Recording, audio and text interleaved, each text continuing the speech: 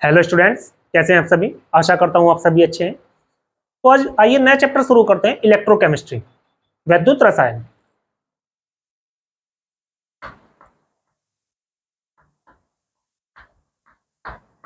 वैद्युत रसायन, electrochemistry. UP board में जो ये चैप्टर है, ये वेटेज रखता है भाई अपने आप में 7 मार्क्स। यानी हम जो यूपी बोर्ड 12th क्लास के स्टूडेंट्स हैं, जो इस चैप्टर को कितने मार्क्स के लिए पढ़ेंगे? 7 मार्क्स के लिए। तो पहले जानते हैं वैद्युत रसायन होगा क्या, वैद्युत रसायन की डेफिनेशन। तो आइए समझते हैं। तो वैद्युत रसायन होगा भले कोई रासायनिक अभिक्रिया है, उस रासायनिक अभिक्रिया से हम विद्युत का उत्पादन कैसे कर सकेंगे, या किसी विद्युत ऊर्जा से किसी रासायनिक अभिक्रिया को हम कैसे निर्धारित कर सकेंगे, या कैसे उसका पुनर्योजन कर सकेंगे। तो वो जो इन सब का अध्ययन करा देगी, वो क्या कहलाएगी? हमारी वैद्युत रसायन कहलाएगी। क्या बोला मैंने? पहले शॉर्ट में लिख दे रहा भाई। मैंने कहा यदि रासायनिक ऊर्जा का यूज करके, रासायनिक ऊर्जा या रासायनिक अभिक्रिया का प्रयोग करके हम क्या बना ले भाई? विद्युत ऊर्जा बना ले। यानी रासायनिक ऊर्जा का परिवर्तन विद्युत ऊर्जा में हो जाए, या फिर विद्युत ऊर्जा का सहयोग लेकर के उस रासायनिक विद्युत ऊर्जा का सहयोग लेकर के वहां पे क्या रासायनिक ऊर्जा या फिर रासायनिक परिवर्तन कर दिया जाए, जो इन सब का अध्ययन करा देगी हमें, वही कहलाएगी इलेक्ट्रोकेमिस्ट्री या विद्युत रसायन। अब इसके एग्जैक्ट डेफिनेशन क्या होगी वो लिख दे रहा मैं। रसायन विज्ञान की वह शाखा, रसायन विज्ञान की वह शाखा जिसके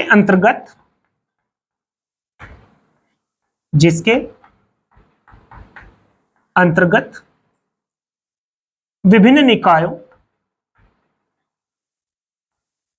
विभिन्न रासायनिक निकायों द्वारा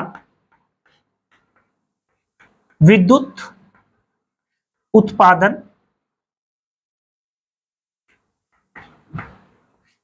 या विद्युत द्वारा रासायनिक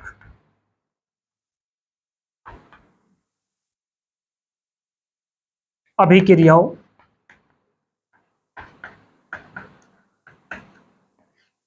या परिवर्तनों का अध्ययन किया जाता है।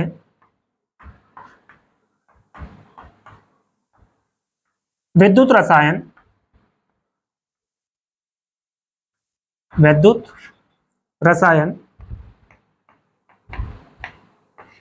कहलाती है। यानी जो बात शॉर्ट में लिखी थी हमने यहाँ पे, शॉर्ट में समझी थी, उसको मैंने क्या पूरा डिटेल में लिख दिया। क्या भाई? कि रसायन विज्ञान की वह शाखा जिसके अंतर्गत रासायनिक निकायों द्वारा विद्युत उत्पादन, यानी किसी रासायनिक अभिक्रिया के द्वारा विद्युत का उत्पादन कैसे हो रहा, या फिर किसी विद्युत द्वारा रासायनिक अभिक्रिया, रासायनिक परिवर्तन कैसे हो रहा, जो इन सबकी तमाम जानकारी दे देगा, वही क्या कहलाएगा? हमारा इलेक्ट्रोकेमिस्ट्री या विद्युत रसायन कहलाएगा। अब यहाँ पे क्या होगा, इस चैप्टर में कुछ शब्द ऐसे हैं जो आपको बार बार परेशान करेंगे, तो पहले उन शब्दों को ध्यान से समझ लें। तो इसमें सबसे पहला शब्द है भाई हमारा इलेक्ट्रोड।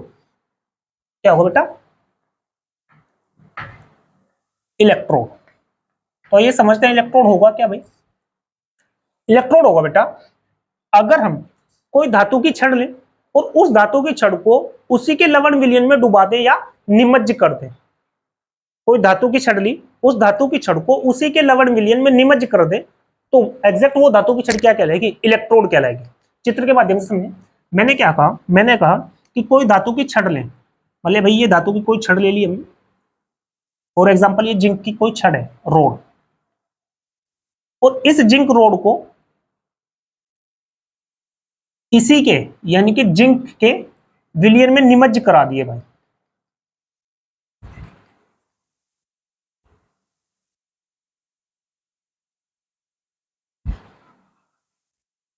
ये जो सॉल्यूशन भरा हुआ है, ये एक विलयन भरा हुआ है भाई, और ये विलयन भरा हुआ है जिंक सल्फेट का, यानी Zn SO4 का।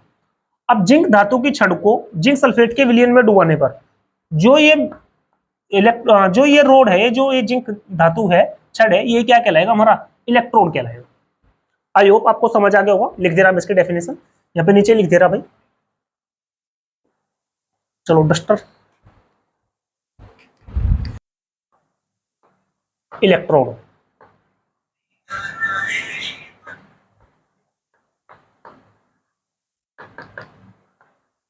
तो क्या लिखा भाई? फिर से समझा देने एक बार। इलेक्ट्रोड होगा क्या?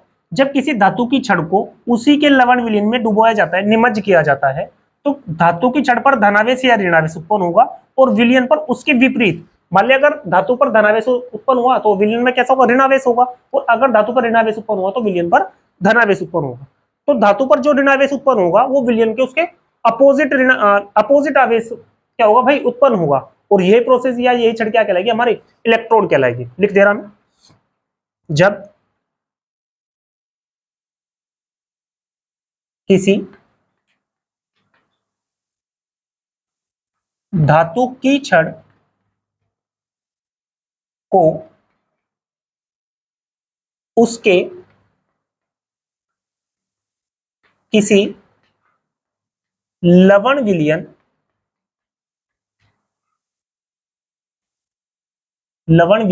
में निमज्ज किया जाता है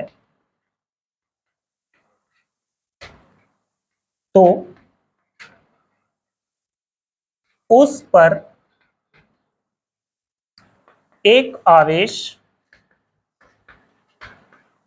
कैसा भाई? या तो धन या फिर ऋण, तो उस पर एक आवेश उत्पन्न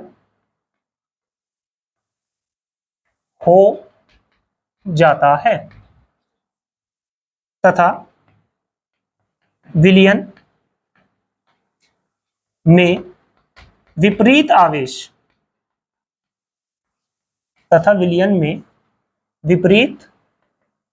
आवेश मतलब या तो ऋण या फिर धन उत्पन्न हो जाता है।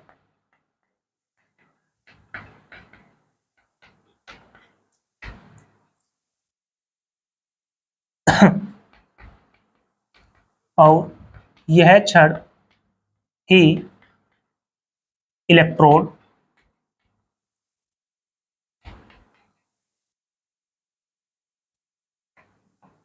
कहलाती है। अब क्या होगा? यहाँ पे जो इलेक्ट्रोड होगा ये दो प्रवृत्ति का होगा, या तो एनोड होगा या फिर कैथोड होगा। तो समझते हैं, यानी इलेक्ट्रोड की प्रवृत्ति तो दो प्रकार की होगी, या तो होगा भाई एनोड या फिर होगा कैथोड। तो देखो एनोड क्या होगा और कैथोड क्या होगा, समझते हैं इसको। अगर जैसे हमने यहाँ पे एग्जांपल के माध्यम से समझा कि जिंक की धातु को अगर जिंक सल्फेट में डुबा दें तो जिंक पर क्या होगा? यहाँ पे धनावेश उत्पन्न होगा। मतलब जिंक दो इलेक्ट्रॉन क्या कर देगा भाई? डोनेट कर देगा। तो मतलब जिंक पर तो धनावेश उत्पन्न हो रहा, और यहाँ पर क्या होगा भाई? ऋणावेश, यानी SO4 माइनस माइनस, विलयन में क्या होगा? ऋणावेश उत्पन्न होगा। तो अगर धातु पर, यानी कि धातु की जो छड़ है उस पर धनावेश उत्पन्न होगा, धनावेश का मतलब यहाँ पर इलेक्ट्रॉन का त्याग होगा, और इलेक्ट्रॉन का त्याग का मतलब क्या होगा भाई? ऑक्सीकरण होगा। जहां पर ऑक्सीकरण होगा वो एनोड होगा, और इसके अपोजिट दूसरा जहां पर अपचयन होगा वो कैथोड होगा। यानी अगर इलेक्ट्रोड पर धनावेश है या इलेक्ट्रोड का ऑक्सीकरण, इलेक्ट्रोड पर ऑक्सीकरण हो रहा है, तो इलेक्ट्रोड किसका काम करेगा भाई? इलेक्ट्रोड काम करेगा एनोड का। यहीं पे इसका अपोजिट, अगर इलेक्ट्रोड पर ऋणावेश है या इलेक्ट्रोड पर अपचयन हो रहा है तो इलेक्ट्रोड किसका काम करेगा? सॉरी, कैथोड का। आई होप आपको समझ आ गया होगा एनोड और कैथोड होगा क्या। अब यहां से एक डेफिनेशन और निकलेगी भाई, वो होगा हमारा इलेक्ट्रोड विभव। इलेक्ट्रोड विभव, तो इलेक्ट्रोड विभव क्या होगा? आइए समझते हैं इसको। अभी हमने समझा इलेक्ट्रोड, इलेक्ट्रोड क्या होगा? तो इस इलेक्ट्रोड विभव में मैंने अभी बताया आपसे कि यहाँ पे जिंक क्या करेगा, 2 इलेक्ट्रॉन डोनेट करेगा, और यानी कि इस पर क्या हो जाएगा, 2 धनावेश उत्पन्न हो जाएंगे। यहाँ पर विलयन में क्या हो जाएगा, 2 ऋणावेश उत्पन्न हो जाएंगे। तो इस इलेक्ट्रोड या इस धातु की छड़ पर धनावेश के कारण और इसके विलयन पर ऋणावेश के कारण दोनों में क्या हो जाएगा, विभव उत्पन्न होगा। और उस विभव का जो अंतर होगा दोनों का, यानी कि इस इलेक्ट्रोड का और इसके विलयन के विभव का जो अंतर होगा, वही कहलाएगा इलेक्ट्रोड विभव।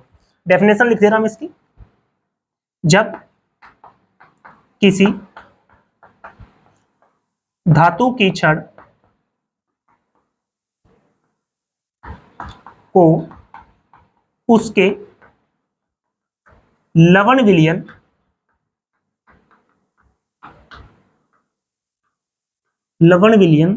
में निमज्ज किया जाता है तो उस पर जो आवेश के कारण विभव उत्पन्न होता है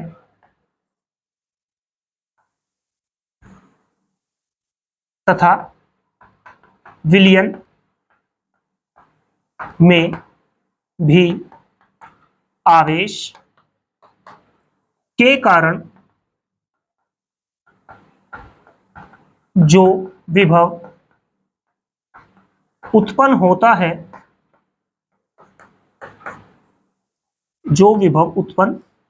है, दोनों का अंतर ही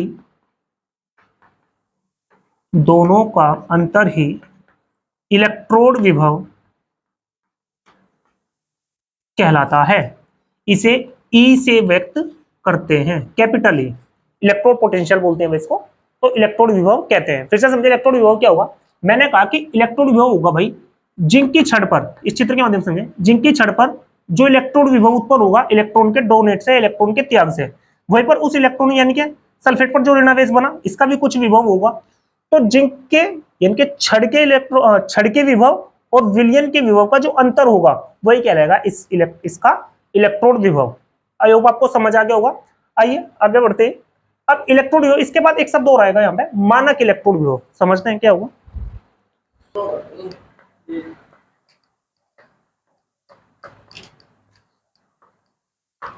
मानक इलेक्ट्रोड विभव नेक्स्ट टॉपिक है हमारा भाई, मानक इलेक्ट्रोड। देखो ये जो छोटे छोटे डेफिनेशन है, 1 या 2 नंबर में कभी कभी पूछ लेता है, और फिर भी अगर नहीं भी पूछता है, लेकिन ये आगे क्या होगा, चैप्टर को समझने के लिए बेहद इंपॉर्टेंट शब्द है, तो इनको अच्छे से समझे आप लोग। मानक इलेक्ट्रोड विभव क्या होगा समझे। हमने भी इलेक्ट्रोड विभव को समझा। इलेक्ट्रोड विभव क्या था, फिर से रिपीट कर दे रहा एक बार में। धातु की छड़ को अगर उसी के लवण विलयन में डुबा देंगे तो धातु की छड़ पर उत्पन्न विभव और उस लवण विलयन में उत्पन्न विभव का जो अंतर होगा, वो कहलाता है इलेक्ट्रोड विभव।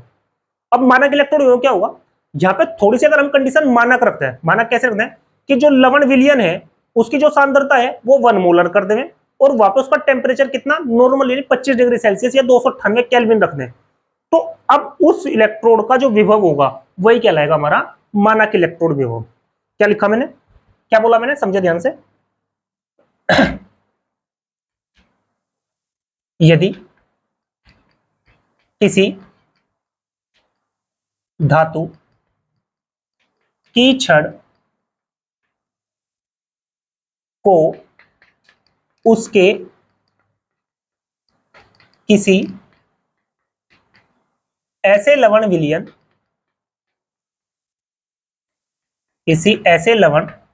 विलयन में निमज्ज,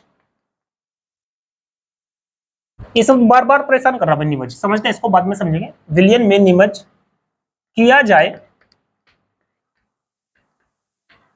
जिसकी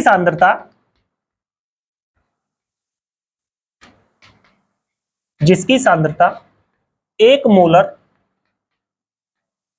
हो तथा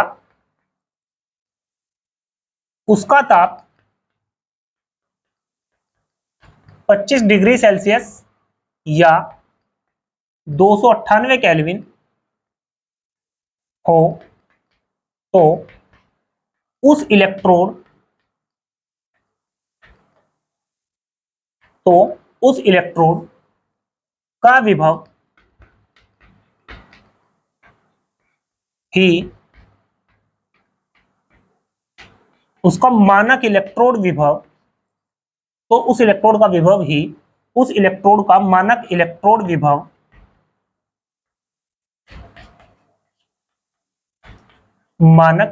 विभव कहलाता है। इसे ई डिग्री, या कई बार कई बुक्स में इस पर यहाँ पे माइनस भी लगाया हुआ है, लेकिन अगर डिग्री लगा दें केवल इससे काम चल जाएगा। इसे ई डिग्री से प्रदर्शित या व्यक्त करते हैं। देखो यहां पर भी दो शब्द काम के हैं। कौन सा? कि एक तो जो विलयन लिया गया उसकी सांद्रता कितनी होनी चाहिए? फिक्स होनी चाहिए, 1 मोलर होना चाहिए। और जो टेम्परेचर है, ताप है, वो कितना होना चाहिए? 25 डिग्री सेल्सियस है। तो वो इलेक्ट्रोड का विभव क्या कहलाएगा? उसका मानक इलेक्ट्रोड विभव कहलाएगा। अब यहाँ पे एक शब्द बार बार परेशान कर रहा है, निमज्ज। निमज्ज होगा क्या? देखो कुछ बुक्स में इसको ऐसे लिखा है, वो कह देगा कि धातु की छड़ को जब किसी लवण विलयन में डुबाते हैं, तो डुबाना शब्द सही नहीं है। डुबाना शब्द क्यों नहीं सही है?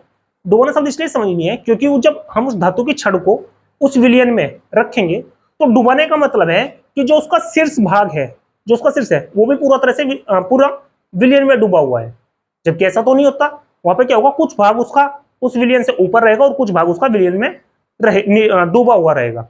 तो इस कारण से यहाँ पे एक शब्द मैंने क्या लिखा? निमज्ज लिखा। हालांकि कई बुक में जो डूबा हुआ लिखा मिल सकता है आपको। यानी देखो एक कंडीशन तो है भाई, मान लो कोई व्यक्ति स्नान कर रहा, स्विमिंग पूल में तैर रहा, और एक व्यक्ति डूब रहा है, तो दोनों पानी में, लेकिन हम डूबने वाली कंडीशन अलग है, तैरने वाली कंडीशन अलग है। तो ये वाली जो कंडीशन है, निमज्ज जो है, निमज्ज ऐसी कंडीशन है कि जहां पर इलेक्ट्रॉन आधा तो विलयन से बाहर रहेगा, ऊपर रहेगा, और आधा विलयन से नीचे रहेगा।